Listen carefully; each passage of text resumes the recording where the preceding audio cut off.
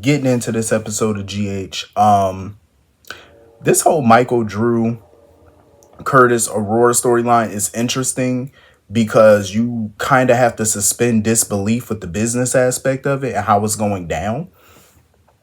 Um, because them putting that report out and Michael making that purchase right after putting that report out, oh, the SEC would have been all over their ass. Even Drew threatened them with the SEC. Hopefully, Michael and Curtis were smart enough to cover their tracks on that, because I have a feeling the SEC will definitely probably be poking around because of the last insider trading situation that happened with all, with Carly and Drew, and, trying to merge ELQ, that whole fiasco. So I'm pretty sure the SEC are watching that company very closely. So they got to be very careful on that one.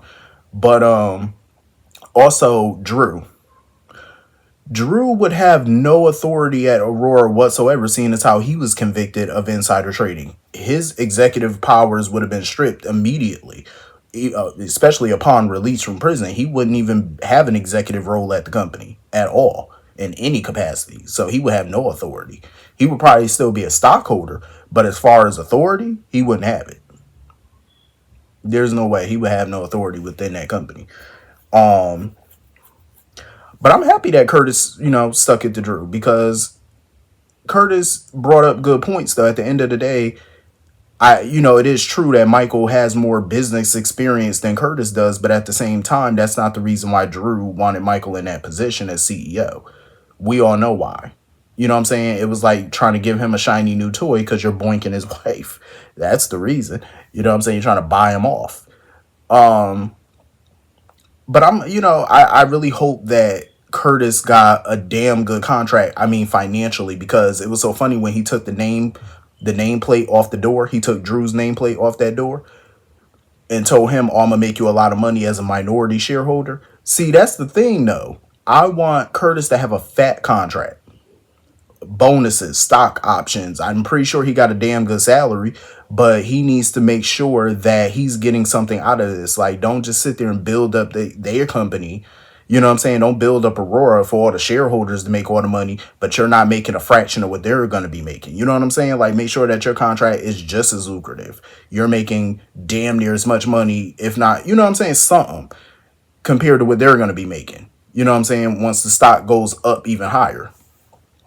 And that's another thing that you have to suspend disbelief on, because nobody would just, even if a report came out, most investors, shareholders, they're not just going to dump their stock that quickly when stocks, the price start going down. They're not just going to dump it, because that happens a lot in business.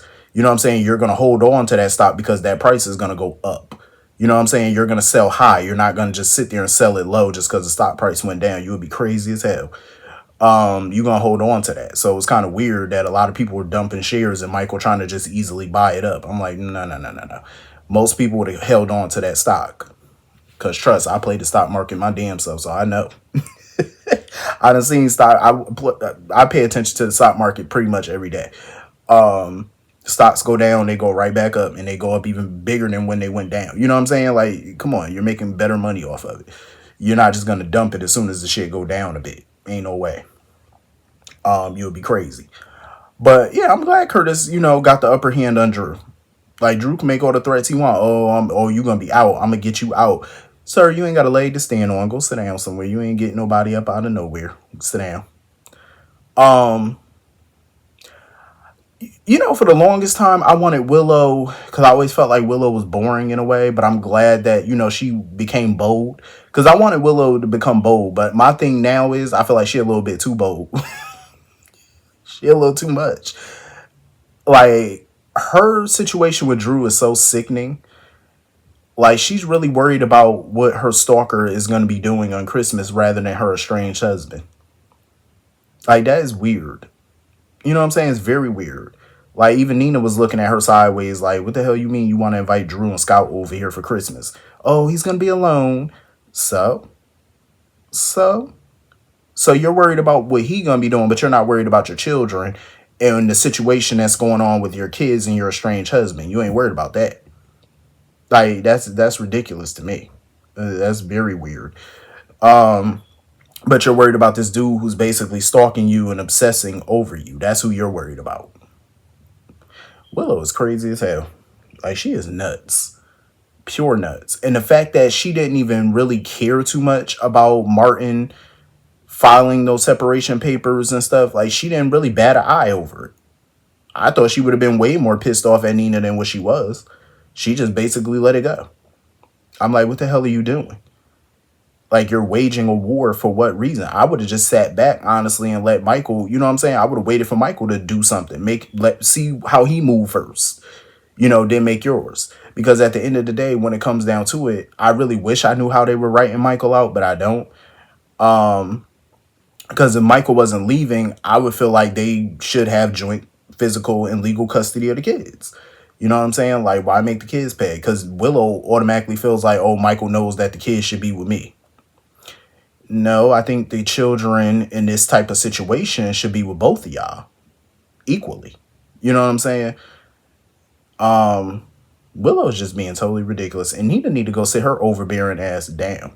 That's why I say Nina is just as bad as Carly in a lot of ways. It's like, let these grown folk handle this themselves. You know what I'm saying? Like, let them handle this. Because what annoyed me too was when Michael ran into Chase or whatever, he was working out or whatever, and Chase came in there. First of all, if I was Chase, I would have been gloating because I feel like Chase is way better than me. He took it way better because I'm glad that Michael acknowledged that, hey, I'm getting what I deserve basically because what's going on with him, Drew, and Willow is the same thing that happened with Chase, Michael, and Willow. So I'm glad that he sees that this is karma for what you did. You know what I'm saying? Because now you in that boat. So the fact that Chase was like, no, like trying to take it on the chin, and I'm just like, Chase, you're better than me because I would have been laughing. I would have been gloating. I'm just saying. Oh, I would have been pointing and laughing. But Michael crazy because he's sitting there talking about, oh, I want to fix things with Willow and hopefully, this is my chance and I could do that. I'm like, what the fuck you mean you want to fix things with her? She boned your uncle. And you want to take her back? No. Absolutely not. I feel like Willow and Michael should not want each other at this point. Neither one should. And it's clear that Willow don't want him back. Like, that's clear. Willow is not in love with Michael. That's obvious. And the reason I say that they shouldn't take each other back, he shouldn't take her back for her recent activity.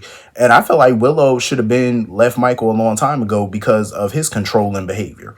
Because remember at the time when Nina wanted a relationship and Michael blackmailed Nina basically to stay away or forced Nina to stay away, like he was dictating a lot of things in Willow's life and I didn't like it because it felt like control. Like you're taking her decision-making power in her life away from her. So I felt like they both don't need each other at this point. They just need to co-parent and move on. So for Michael to want her back is kind of crazy because it doesn't seem to me like she want his ass back. She don't even care what that man gonna be doing on Christmas. She don't give a damn. So he'll be a fool. But after Martin served him with those legal separation papers, I have a feeling Michael may not want her back now. Like once he, looked at those and the way he looked, like his face looked, Michael definitely probably wouldn't want her back at this point, and I wouldn't blame him. I feel like they both need to leave each other alone. Honestly.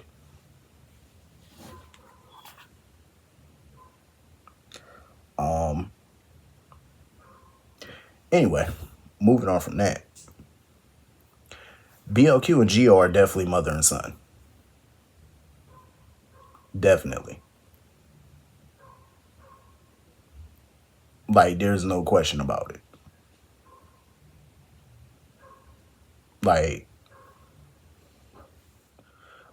they are definitely mother and son based off that conversation because he was like, oh, you sound just like my mom or whatever. I'm like, and the facial expression she made, that's your mama. That's definitely his mama. Can't tell me no different. That's that boy mama. But Like that was obvious. Like I feel like that whole conversation was like plot point. Um, I definitely felt like it was a plot because at the end of the day, to say something like that, and then the facial expression, because she always make facial expressions, like whenever she starts talking about certain things, and whenever she's around Gio, she makes certain facial expressions, and it gives it off like, oh, that's that's your son, like you know what I mean, like you definitely got a secret child. Um, so I wonder how they gonna pull that off. Cause I do agree, like the other day when she was talking to Dante, and Dante quickly like cut her off when she started talking about summer camp and stuff. Could have been that one time that he slept with her, but I feel like that would be a total rewrite. Because when she first came back in 2010, he made it sound like, he never looked at her in that kind of manner. You know what I'm saying? So once you say all of that and the way he was talking, the dialogue made it seem like they never slept together before.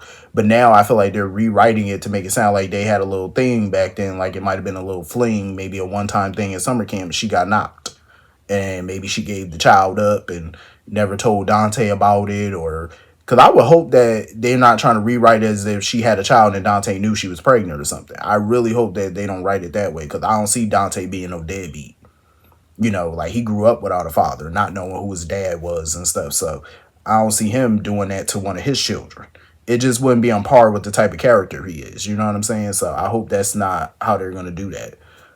Um, But I am glad that BLQ talked to Geo about making friends and getting out more. Cause I'm like, yeah, she ain't lying. Like the boy needs something to do. Like he need more depth to him. Like it's time for his character to start having a story. Um,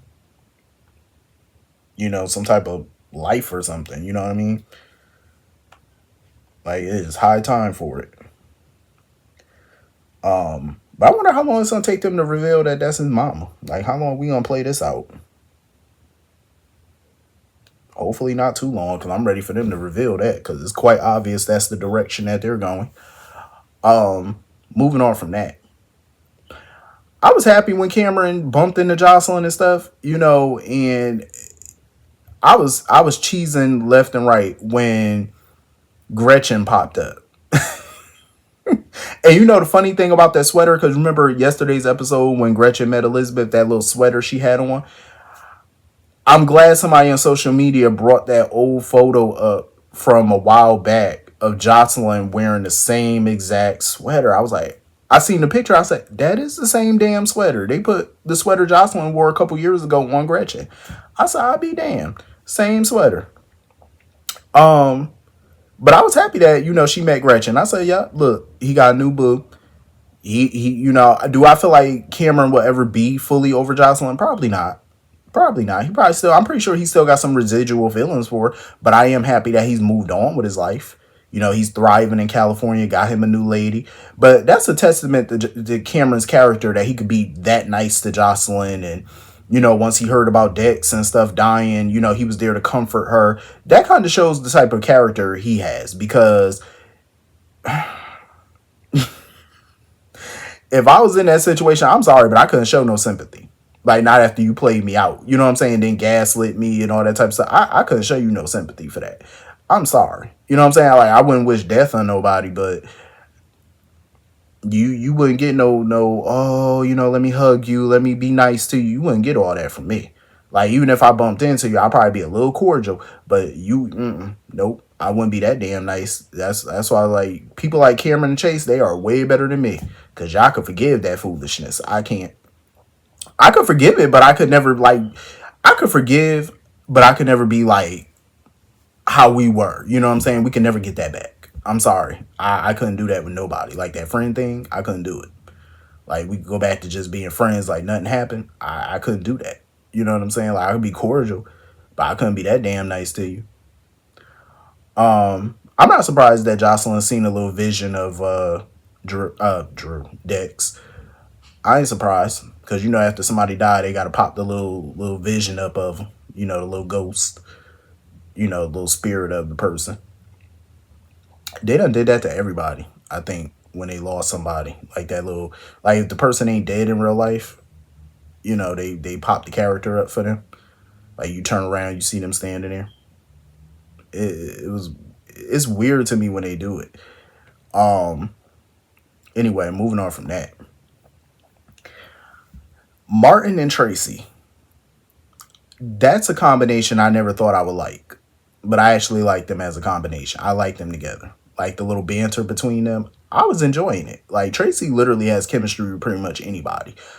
I could kind of see her with Martin. Plus, I know it'll make Lucy's head spin. Um, but I like it though.